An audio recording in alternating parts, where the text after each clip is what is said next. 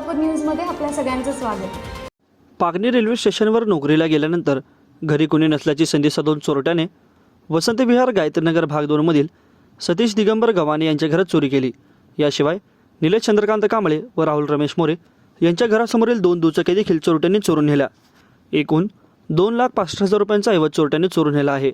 या प्रकरणी गव्हाणे यांची फिर्यादीवरून फौजदार चौडी पोलिसात गुन्हा दाखल झाला आहे। नोकरीवर जाताना गव्हाणे यांनी घराच्या लोखंडीचे सेफ्टी दरवाजा बाहेरून कुलूप लावले होते। तत्पूर्वी आतील दरवाजा देखील बंद केला होता। तरी देखील चोरट्याने लोखंडी सेफ्टी दरवाजे कुलूप तोडले, आतील कुलूप उघडून घरात प्रवेश केला।